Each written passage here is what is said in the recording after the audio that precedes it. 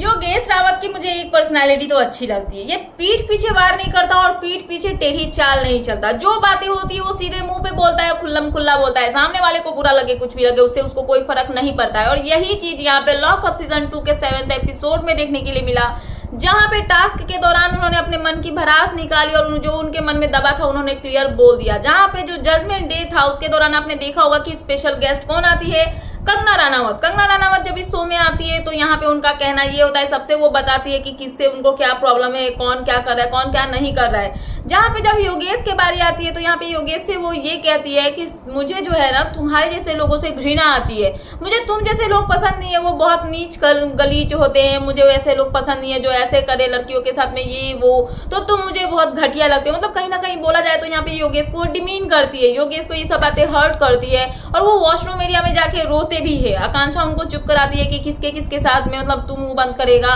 तू जो है सो है, अपने आप को प्रूफ कर, लोगों की बातें छोड़ दे। अगर सारे लोग बोल रहे तो उसमें अगर एक ये भी बोल देंगी तो क्या ही हो जाएगा।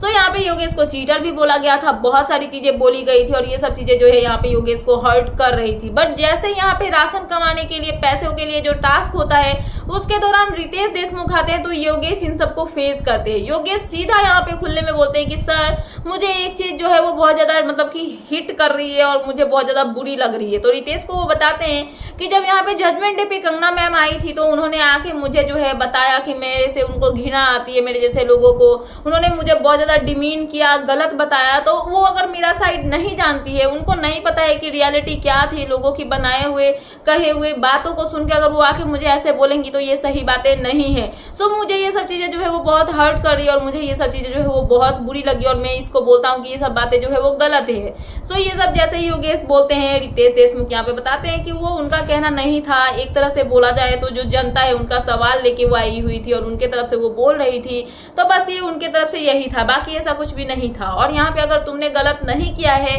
तो मैं भी एक टाइम पे जब मैंने अपना करियर स्टार्ट किया था तो उस टाइम पे जो है जब मेरा पहला मूवी आया था उस टाइम पे मेरे पापा जो है वो सीएम थे और उस चीज को लेके मुझे बहुत ज्यादा टारगेट किया गया कि इसका बाप तो सीएम है इसीलिए इसको मूवी मिल गई, इसीलिए इसकी मूवीज हिट होती है।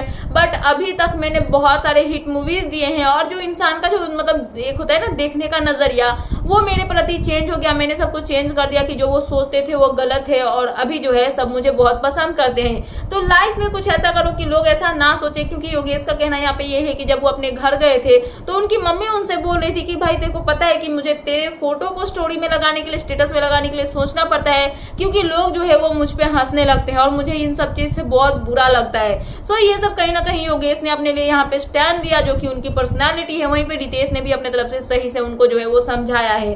सो फिलहाल ये थी लेटेस्ट अपडेट, तो मैंने सोचा कि आपको अपडेट कर दूं। तो क्या है आपका इन सब पे कहना, प्लीज मुझे कमेंट सेक्शन में कमेंट करके बताना। एंड ऐसे ही लेटेस्ट अपडेट पाने के लिए प्लीज मेरे चैनल को सब्सक्राइब करना एंड बेल आइकन प्रेस करना ताकि मेरे आने वाले सारे वीडियोस के नोटिफिकेशंस आपके पास टाइम पे पहुंचते रहे। सो मिलते हैं नेक्स्ट वीडियो में। So thanks for watching and bye bye.